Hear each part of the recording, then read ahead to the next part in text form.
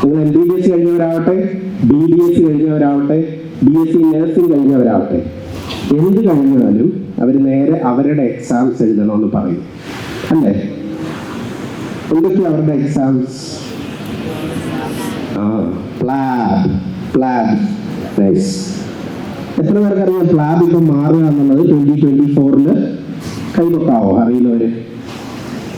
Well done. 1 2 കണ്ടോ? First ഇയറിലൊക്കെ ചിന്തിക്കുന്ന ആളുകളുണ്ട്. Very good. Give them a big hand.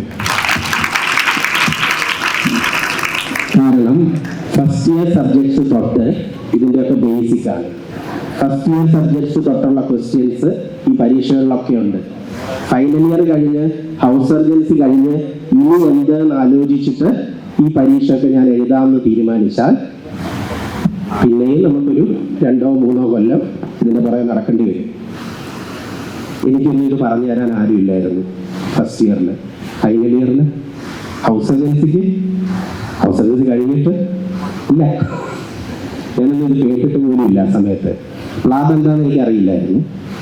എന്തായാലും ഇപ്പം അത് മാറുന്നത് UKMLA എന്ന് പറയുന്ന ഒരു പുതിയ എക്സാം ആയിട്ടാണ്. Okay, so declarations and affiliations. ഞാൻ ഈ ടോക്ക് കൊടുക്കുന്നതിന് ആരുടെ കയ്യിലും പൈസ ഒന്നും മേടിച്ചിട്ടില്ല. ഈ ടോക്ക് കൊടുക്കുന്നതിന് നിങ്ങളെ ആരെയും എവിടെയെങ്കിലും കൊണ്ടുപോകാൻ ഞാൻ ഏറ്റിട്ടില്ല. ഇതൊരു ജനറൽ ഡിക്ലറേഷൻ ആണ്. നമ്മൾ ഇത് ടോക്ക് കൊടുത്താലും ഇത് പറയണമെന്നാണ്, അതുകൊണ്ടാണ് കേട്ടോ. Alumni association KMCT medical college ആയിട്ട് അഫിലിയേറ്റ് ചെയ്താണ് ഈ ടോക്ക് ചെയ്യുന്നത്. ആൻഡ് ആ പിക്ചർ 4 മണിക്ക് തന്നെ നിങ്ങളെ വിടണമെന്ന് തന്നെ ഓർമ്മിപ്പിക്കാനാണ്.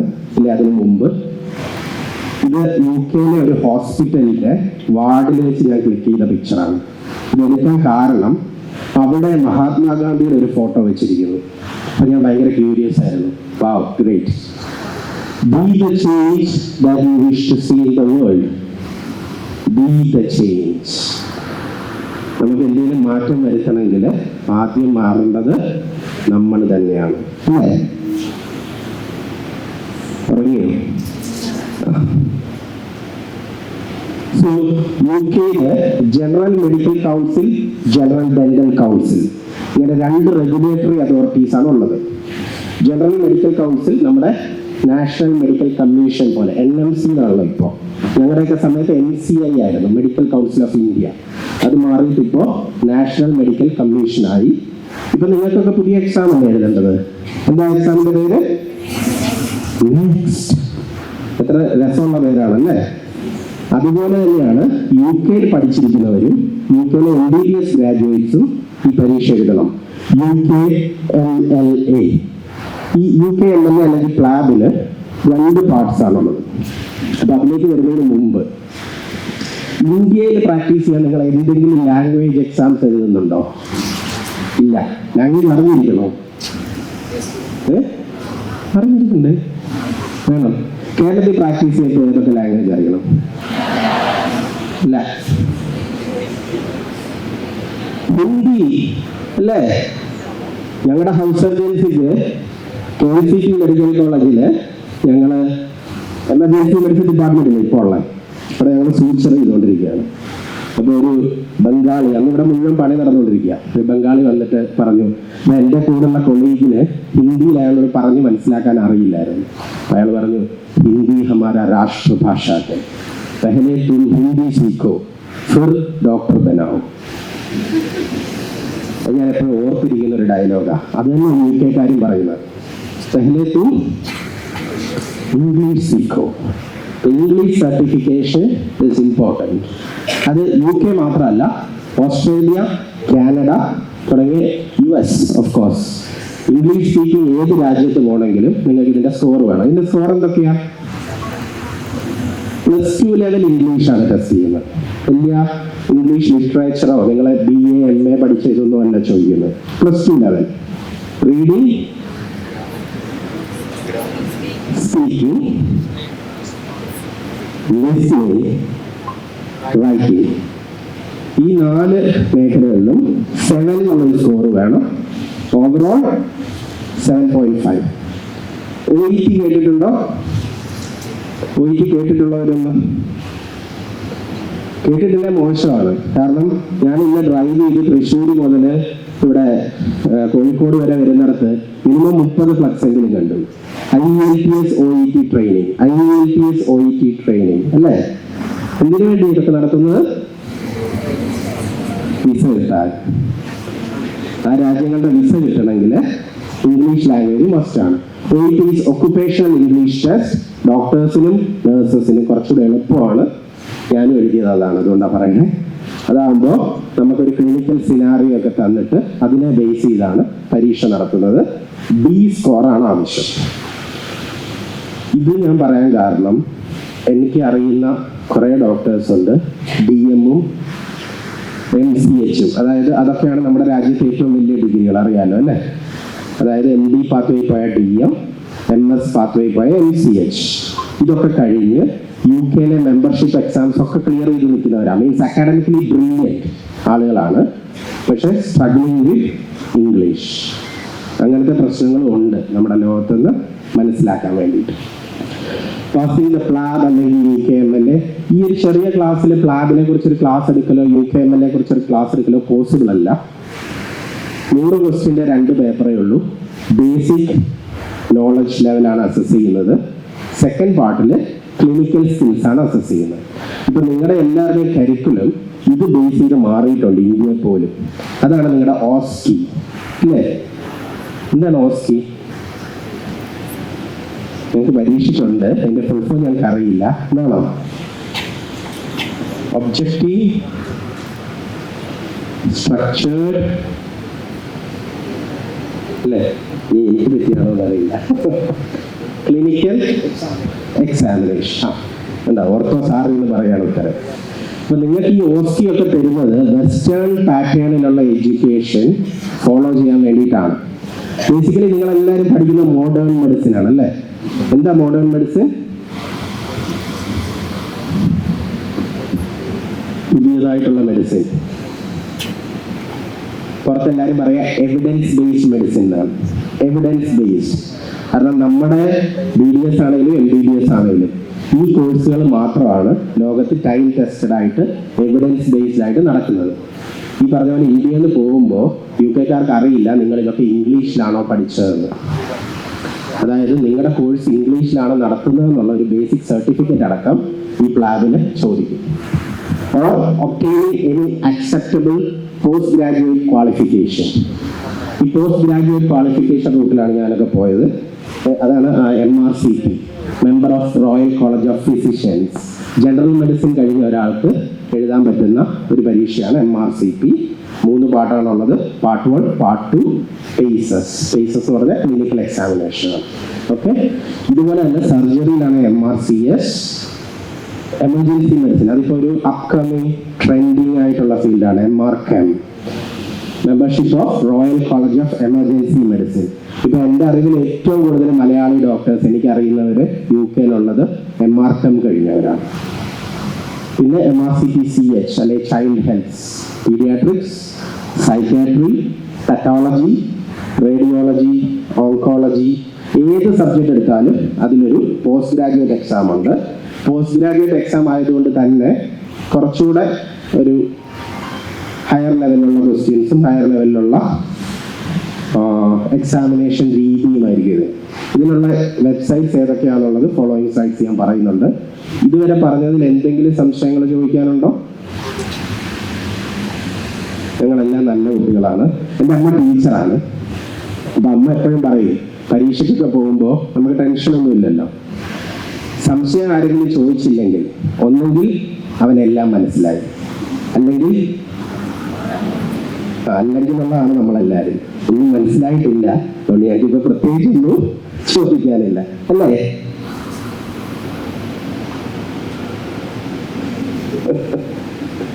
ശരി. Overview of the postgraduate medical training programs in the UK. ഈ ബിൽഡിംഗ് ആരെങ്കിലും കണ്ടിട്ടുണ്ടോ? ആർക്കെങ്കിലും അറിയാമെങ്കിൽ ഒന്ന് കൈ വെക്കാവോ? ചോദിക്കുന്നില്ല, ജസ്റ്റ് അറിയാവോന്ന് അറിയാൻ വേണ്ടിയിട്ടാണ്. ഇല്ല. യുകെയിലെ one of the tallest buildings ആണ്. ദ ഷാർഡ് എന്നാണ് ഇതിന്റെ പേര്. ഷാർഡ് കേട്ടോ. തെയിംസിന്റെ ലണ്ടൻ ബ്രിഡ്ജ് എന്ന് പറയുന്നത് ഇതിന്റെ തൊട്ട് സൈഡിലുള്ള ഒരു ടോൾ ബിൽഡിംഗ് ആണ്. അപ്പോൾ ഇത് വെക്കാൻ കാരണം എന്താണെന്ന് വെച്ചാൽ ഇതുപോലെ തന്നെ ഒരു ലോങ് പാത്വേ ആണ് ഈ പോസ്റ്റ് ഗ്രാജുവേറ്റ് മെഡിക്കൽ ട്രെയിനിങ് എന്ന് പറഞ്ഞത്. പോസ്റ്റ് ഗ്രാജുവേറ്റ് ട്രെയിനിങ്ങും ഉണ്ട്, പോസ്റ്റ് ഗ്രാജുവേറ്റ് എക്സാംസും ഉണ്ട്. രണ്ടാണ്. ഓക്കെ, ബേസിക്കലി മെഡ് സ്കൂൾ, അതായത് നിങ്ങളിപ്പോൾ ഉള്ള സ്ഥലം, ഈ മെഡിക്കൽ സ്കൂൾ കഴിഞ്ഞ് UK സ്റ്റാർട്ട് ചെയ്യുന്നത് ഫൗണ്ടേഷൻ ട്രെയിനിങ് എന്നാണ് പറയുക. ഹൗസ് സർജൻസി ഇല്ലേ അതുപോലെ. പക്ഷെ അവിടെ ഒരു വ്യത്യാസമുണ്ട്. 2 വർഷമാണ് ഫൗണ്ടേഷൻ ട്രെയിനിങ്, FY1 FY2. ഈ ഫൗണ്ടേഷൻ ട്രെയിനിങ് കഴിയുമ്പോൾ വീണ്ടും ഒരു എക്സാം ഉണ്ട്, നമ്മുടെ എൻട്രൻസ് പോലൊരു എക്സാം, MSRA എന്ന് പറയും. അത് എഴുതിയാൽ നമുക്ക് കുറേ കോമൺ സ്ട്രീംസിലുള്ള സ്പെഷ്യലൈസേഷൻസിന് പോവാം. ഇല്ലെങ്കിൽ വേറൊരു ഇന്റർവ്യൂ പ്രോസസ് ഉണ്ട്, ഇന്റേണൽ മെഡിസിൻ ട്രെയിനിങ്, IMT എന്ന് പറയും. അങ്ങനെ ഉണ്ടെങ്കിൽ നമുക്ക് IMTക്ക് പോവാം. നമ്മുടെ ഇവിടുത്തെ MDക്ക് ഇക്വലൻ്റ് ആയിട്ടുള്ള സാധനം. അത് 3 years ആണ്. ആ 3 years കഴിയുമ്പോൾ DM പോവാം. DM അറിയാമല്ലോ, എൻഡോക്രൈനോളജി, കാർഡിയോളജി, ഇപ്പോൾ വേറെ ഏതൊക്കെയാണ് ഉള്ളത്, ക്രിട്ടിക്കൽ കെയർ, അങ്ങനത്തെ കുറേ സ്പെഷ്യാലിറ്റീസ് ഉണ്ട്. ഇതൊക്കെ അവിടെ കുറച്ചുകൂടെ വ്യത്യാസമാണ്. ST3 to ST7, അതായത് 4 to 5 years എടുക്കും ഈ ട്രെയിനിങ്ങിൽ. ഇത് സെയിം ആണ് സർജിക്കലാണെങ്കിലും. സർജിക്കല് അപ് ടു 8 years ആണ് ട്രെയിനിങ് ഉള്ളത്. അൾട്ടിമേറ്റ്ലി ഇത് കംപ്ലീറ്റ് ചെയ്യുമ്പോൾ നിങ്ങൾക്ക് certificate of completion of training അല്ലെങ്കിൽ CCT എന്ന് പറയുന്ന ഒരു സാധനം കിട്ടും. അത് കിട്ടാനാണ് ഈ പെടാപ്പാട് അത്രയും പെട്ട് ഇത്രയും വർഷങ്ങൾ നമ്മൾ കഷ്ടപ്പെട്ട് നടക്കുന്നത്. അപ്പോൾ നമ്മൾ കൺസൾട്ടൻ്റ് ആവും. UK കൺസൾട്ടൻ്റ് ആവുന്നതും ഇന്ത്യയിൽ കൺസൾട്ടൻ്റ് ആവുന്നതും തമ്മിൽ എന്താ വ്യത്യാസം?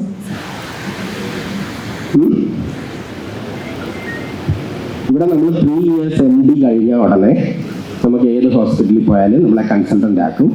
പക്ഷേ joint commission international JCI accredited ഹോസ്പിറ്റൽസിലാണെങ്കിൽ നിങ്ങൾക്ക് 4 to 7 years എക്സ്പീരിയൻസ് ഉണ്ടെങ്കിൽ കൺസൾട്ടൻ്റ് ആവാൻ പറ്റും.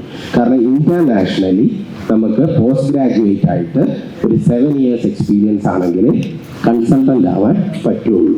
And once you are a consultant in a western country, ഇവർക്ക് എല്ലാവർക്കും ഞാൻ നേരത്തെ പറഞ്ഞ റെസിപ്രോക്കൽ അപ്രൂവൽ ഉണ്ട്. അമേരിക്ക ഒഴിച്ച് എല്ലാ രാജ്യത്തും നിങ്ങൾക്ക് വർക്ക് ചെയ്യാം. അപ്പം നിങ്ങളുടെ ലോകം കുറച്ചുകൂടെ വിശാലമാവും, നിങ്ങൾക്ക് കുറച്ചുകൂടെ ഓപ്പണിങ്സ് കിട്ടും. ഇതാണ് ഇതിൻ്റെ വ്യത്യാസം. എന്തെങ്കിലുമൊക്കെ മനസ്സിലാവുന്നുണ്ടാവും അല്ലേ? ശരി, ഇത് ജസ്റ്റ് അറിയാൻ വേണ്ടിയിട്ടാണ്. ഇങ്ങനെയാണ് സ്പെഷ്യാലിറ്റീസിനെ ഡിവൈഡ് ചെയ്തിരിക്കുന്നത് UK. Group 1 specialities, group 2 specialities. Group 1 സ്പെഷ്യാലിറ്റീസിലാണ് നിങ്ങൾ സ്പെഷ്യലൈസ് ചെയ്യുന്നതെങ്കിൽ നിങ്ങൾക്ക് ഡ്യുവൽ അക്രഡിറ്റേഷനാണ് കിട്ടുക. ഡ്യുവൽ അക്രഡിറ്റേഷൻ എന്ന് പറഞ്ഞാൽ ഒരേ സമയം നിങ്ങളൊരു ജനറൽ മെഡിസിൻ കൺസൾട്ടൻറ്റും ആവും, കൂടെ ഈ ഒരു സ്പെഷ്യാലിറ്റിയുടെ കൺസൾട്ടൻറ്റും ആവും. ഇപ്പം ഞാൻ ചെയ്യുന്നത് general medicine along with palliative medicine ആണ്.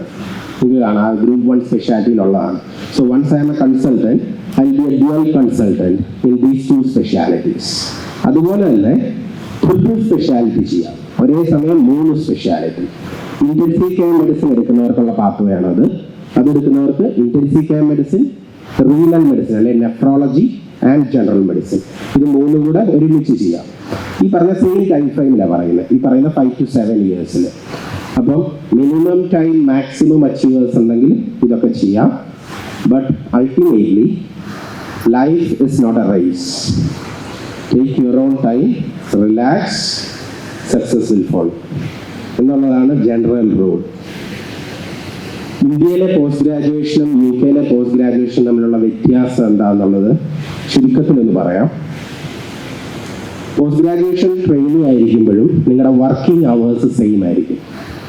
എന്ന് പറഞ്ഞാൽ 48 hours വീക്കിൽ കൂടുതൽ നിങ്ങൾ വർക്ക് ചെയ്യേണ്ടി വരില്ല. അത് കേൾക്കുമ്പോൾ ഇവിടെ പോസ്റ്റ് ഗ്രാജുവേഷൻ ചെയ്യുന്നവർക്കൊക്കെ ഒരു ഹാർട്ട് അറ്റാക്ക് ആയിരിക്കും. കാരണം ഇവിടെ പോസ്റ്റ് ഗ്രാജുവേറ്റ് ടേക്കിനൊക്കെ ഉള്ള സമയത്ത് 72 hours വരെ ബാക്ക് ടു ബാക്ക് ഡ്യൂട്ടീസ് എടുക്കേണ്ടി വരാറുണ്ട്. അവിടെ മാക്സിമം ഒരു ഡ്യൂട്ടി 13 hours കൂടരുതെന്നാണ്. അതായത് ഒരു ഷിഫ്റ്റ് കഴിഞ്ഞാൽ നിങ്ങൾക്ക് മിനിമം ഓഫ് 11 hours റെസ്റ്റ് കിട്ടണം. ഒരാഴ്ചയിൽ 2 ദിവസം ഓഫ് കിട്ടണം. ഒരു വർഷത്തിൽ 28 ദിവസം ലീവ് കിട്ടണം. ഇതെല്ലാം റൂളാണ്, ഇതിനകത്തൊരു ചേഞ്ചും ഇല്ല. എല്ലാവർക്കും ഈക്വലുമാണ്. No tolerance to racism, no tolerance to bullying. Senior ആണ് നീ അത് ചെയ്യേ, ജൂനിയർ ആണ് നിന്റെ ജോലിയാണിത്, അങ്ങനത്തെ ഒന്നുമില്ല. എല്ലാവരും കൊളീഗ്സ് ആണ്.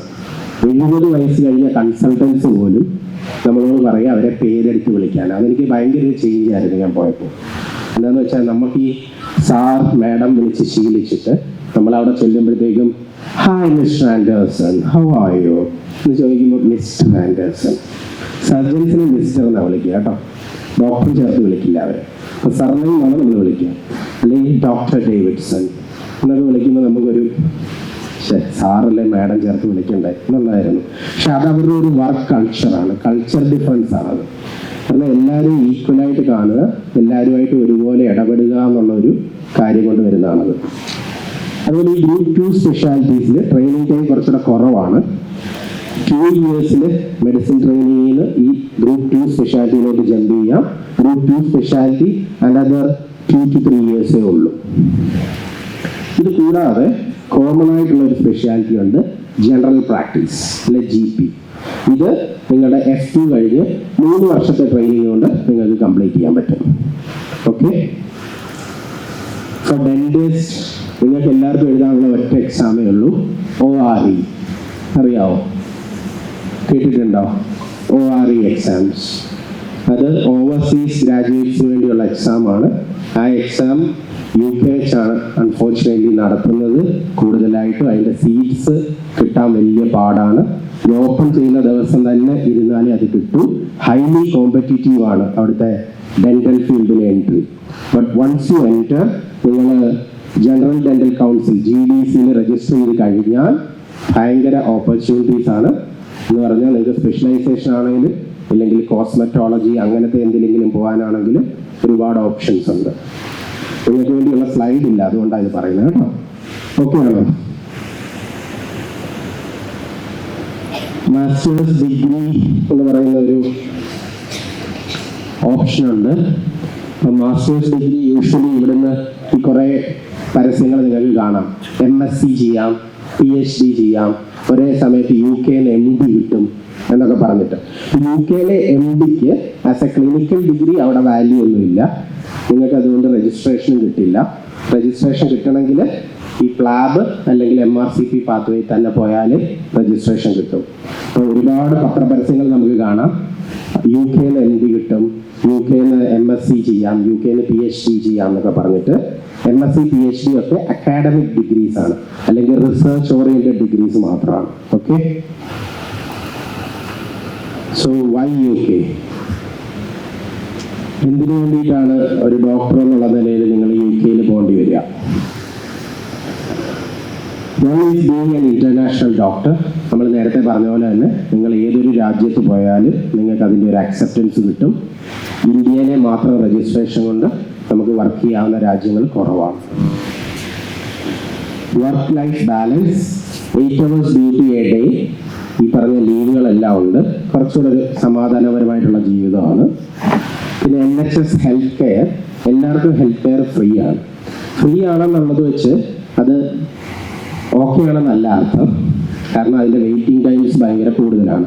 ഇതൊക്കെ പ്രോസ് ആണെങ്കിൽ കോൺസ് എന്ന് പറയുമ്പോൾ എൻറ്റയർലി ഡിഫറെൻ്റ് ആയിട്ടൊരു കൾച്ചറാണ് നിങ്ങളെ അവിടെ കാത്തിരിക്കുന്നത്. നമ്മൾ ഇതുവരെ കണ്ടുപരിചയിച്ച രീതികളോ നമുക്ക് ചുറ്റുപാടുകളോ ആയിരിക്കില്ല. ക്ലൈമറ്റ് എൻറ്റയർലി ഡിഫറെൻ്റ് ആണ്. ഇപ്പോൾ അവിടെ വിൻ്റർ ആണ്, -1 -2 ആ ലെവലിലൊക്കെ പോകും. എന്നാലും നമ്മൾ വർക്ക് ചെയ്യേണ്ടി വരും. അങ്ങനത്തെ ബുദ്ധിമുട്ടുകളുണ്ടാവാം. പിന്നെ ഫാമിലിയെ നമ്മളെല്ലാവരും മിസ് ചെയ്യും. നമുക്ക് ചുറ്റുപാട്ടങ്ങളും ചുറ്റുപാടുകളും ഒക്കെ മാറുമ്പോൾ ഉള്ള ബുദ്ധിമുട്ടുകളുണ്ടാവും. ക്വസ്റ്റ്യൻസ്, അത് നമ്മൾ പറഞ്ഞത് ഒരു ഇൻട്രാക്റ്റീവ് സെഷനാണ്. തീരാറായി, നിങ്ങൾ പേടിക്കണ്ട. തുടങ്ങിയത് ലേറ്റ് ആണെങ്കിലും തീരുന്ന കറക്റ്റ് ടൈമിലായിരിക്കും. നിങ്ങൾക്ക് എന്തെങ്കിലും ക്വസ്റ്റ്യൻസ് ചോദിക്കാനുണ്ടെങ്കിൽ ചോദിക്കാം. എല്ലാ ചോദ്യങ്ങൾക്കുള്ള ഉത്തരവൊന്നും എൻ്റെ കയ്യിൽ ഉണ്ടാവില്ല ആസ് യൂഷ്വൽ. പക്ഷേ അറിയാവുന്ന കാര്യങ്ങളിൽ മറുപടി പറയാൻ സന്തോഷമുള്ളൂ. Thank you for attending dental graduates. All the best for your future. നിങ്ങളെ കുറച്ച് സീനിയേഴ്സ് ചോദിക്കുന്നുണ്ട് കേട്ടോ. ഞാൻ ആദ്യം എനിക്ക് ചെല്ലുമ്പോൾ ഇവിടെ ഡെന്റിസ്ട്രി ചെയ്ത അദ്നാൻ മഷൂർ എന്ന് പറയുന്ന ഒരു ഡോക്ടറുണ്ട്. 2007 ബാച്ച് ആയിരുന്നു. അദ്നാൻ ഇപ്പോൾ അവിടെ കോസ്മെറ്റോളജി ചെയ്യുകയാണ്. അദ്നാനായിരുന്നു എന്നെ ഗൈഡ് ചെയ്യാനൊക്കെ ഉണ്ടായിരുന്നത്. Yes, any further questions? Any questions from students? ഇവിടെ ചോദിക്കാനുണ്ട്, ഇവിടെ കൊടുക്കും. House surgeons.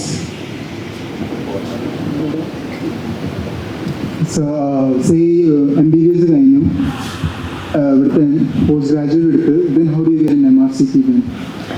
MRCP 3 പാർട്ടുള്ള ഒരു പരീക്ഷയാണ്. നമുക്ക് first year of MD medicine training അല്ലെങ്കിൽ after 1 year of medicine experience part 1 എഴുതാം. പക്ഷേ പാർട്ട് 2 എഴുതണമെങ്കിൽ നമുക്ക് 3 years ഓഫ് എക്സ്പീരിയൻസ് വേണം. അപ്പം പോസ്റ്റ് MBBS നിങ്ങൾക്ക് 3 വർഷം മെഡിക്കൽ എക്സ്പീരിയൻസ്, നിങ്ങൾക്ക് PG വേണമെന്നില്ല കേട്ടോ. 3 വർഷത്തെ ഇന്റേണൽ മെഡിസിൻ എക്സ്പീരിയൻസ് ഉണ്ടെങ്കിൽ MRCP പാർട്ട് 2 എഴുതാം. അതിൻ്റെ കൂടെ തന്നെ പേസസും എഴുതാം. ഐഡിയലി നിങ്ങൾക്ക് ഇന്റേണൽ മെഡിസിൻ ഒരു പോസ്റ്റ് ഗ്രാജുവേറ്റ് പ്രോഗ്രാമിലുണ്ടെങ്കിലാണ് കുറച്ചുകൂടി എളുപ്പമാവുക, അതായത് ഈ എക്സാമിൻ്റെ preparation. Part 1 part 2 again theory papers ആണ്. 100 questions. പേസസ് എന്ന് പറയുന്ന ഒരു ക്ലിനിക്കൽ സ്റ്റേഷനാണ്. അതായത് ഒരു ദിവസം ഒരു 5 സ്റ്റേഷനിലായിട്ട് ഏകദേശം ഒരു 8-9 ക്ലിനിക്കൽ കേസസ് ഉണ്ടാവും. അങ്ങനെയാണ്. ഓക്കെ ആണോ? Any other questions? Any questions? First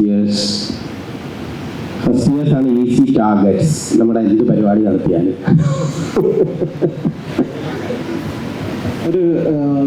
Already if a person who has completed his post graduation, then what is the way how we should do?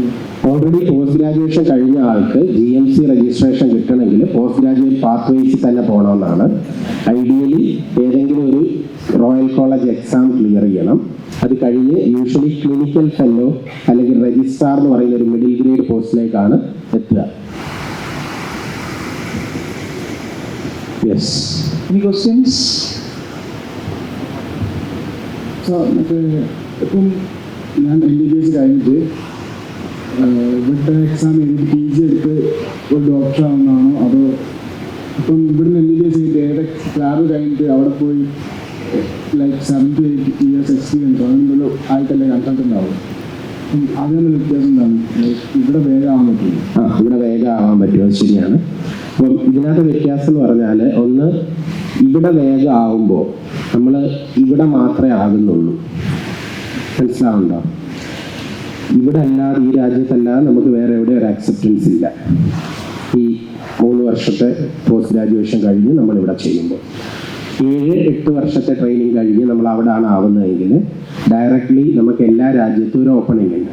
ഇതെന്താണെന്ന് വെച്ചാൽ, ഈ ഗ്ലോബലൈസേഷൻ വരുമ്പോൾ നമുക്ക് ലോകത്തുള്ള എല്ലായിടത്തും പോകാം, എല്ലായിടത്തും വർക്ക് ചെയ്യാം എന്നുള്ളൊരു ഓപ്പണിംഗ് വരികയാണ്. മനസ്സിലാവുണ്ടോ? ഇപ്പോൾ നമ്മുടെ ഓപ്പർച്യൂണിറ്റീസ് നമ്മൾ വലുതാക്കുക എന്നുള്ളതാണ്.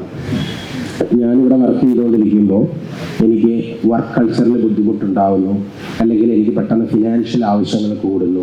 അപ്പോൾ എനിക്ക് ഹയറായിട്ടുള്ളൊരു ഇൻകം വേണമെങ്കിൽ ഞാൻ ഒന്നെങ്കിൽ ഓവർ ടൈം വർക്ക് ചെയ്യാം, അല്ലെങ്കിൽ ഞാൻ അൺഎത്തിക്കൽ മെത്തേഡ്സിലോട്ട് പോകണം. അല്ലേ? 4 ഹോസ്പിറ്റൽ ഒരേ സമയം വർക്ക് ചെയ്യുന്നു, 2 ക്ലിനിക്ക് നടത്തുന്നു, 100 കണക്കിന് പേരെ ഞാൻ ഒരു ദിവസം നോക്കുന്നു. അല്ലാതെ നമുക്ക് പൈസ മീൻസ് ഇൻകം ഇൻക്രീസ് ചെയ്യാൻ വേറെ വഴികളില്ല. അല്ലെങ്കിൽ ഓൾട്ടർനേറ്റ് ഇൻകം വേണം. അല്ലെ നമ്മൾ പാർട്ട് ടൈമായിട്ട് ബിസിനസ് ചെയ്യുന്നു, പാർട്ട് ടൈമായിട്ട് ട്രേഡിങ് ചെയ്യുന്നു, അങ്ങനെയൊക്കെ ചെയ്യേണ്ടി വരും. അല്ലേ? ഇത് നിങ്ങൾക്ക് തരുന്നതെന്ന് പറഞ്ഞാൽ 3 മാസം ഇവിടെ വർക്ക് ചെയ്തു, എനിക്ക് ഇവിടുന്ന് 1 മാസം ലീവ് എടുത്ത് എനിക്ക് UK പോയി വർക്ക് ചെയ്യാം. കൺസൈമ കൺസൾട്ടൻറ്റ് ലോക്കൽ ജോബ്സ് എന്ന് പറയും. അതായത് അവിടെ ഇപ്പം ഞാൻ ലീവിലാണ് അവിടുന്ന്, ഈ 1 മാസം എൻ്റെ ലീവ് പോസ്റ്റ് ആരെങ്കിലും കവർ ചെയ്തേ പറ്റുള്ളൂ. അപ്പോൾ വർക്ക് ചെയ്യാൻ 1 മാസത്തേക്ക് ഒരാളെ വേണം. അയാൾക്ക് ഞാൻ യൂഷ്വലി വർക്ക് ചെയ്യുന്നതിൻ്റെ 3 മടങ്ങ് സാലറി ആയിരിക്കും കൊടുക്കുക. അപ്പം അത്രയും കൊടുക്കാനേ പറ്റുള്ളൂ. അതാണ് അതിൻ്റെ ഡിഫറൻസ്. അതേസമയം എന്താ പറയുക, നാളെ ഒരു കാലത്ത് നിങ്ങൾക്ക് ഓസ്ട്രേലിയ പോകണമെന്ന് തോന്നുക, കാനഡ പോകണമെന്ന് തോന്നുക, ഇതിനൊന്നും ഫർദർ എക്സാംസോ ഫർദർ പേപ്പർ വർക്കോ അധികം ചെയ്യേണ്ടി വരില്ല. അതാണ് അതിൻ്റെ വ്യത്യാസം. മറ്റേതാണെങ്കിൽ നമ്മൾ ഇവിടുത്തെ PG കഴിഞ്ഞ് ഓരോ രാജ്യത്തിനും സെപ്പറേറ്റ് പരീക്ഷകൾ എഴുതി ഓരോരുത്തർക്കും ഒന്നേയും തുടങ്ങേണ്ടി വരും. ക്ലിയർ ആണെന്ന് വിശ്വസിക്കുന്നു.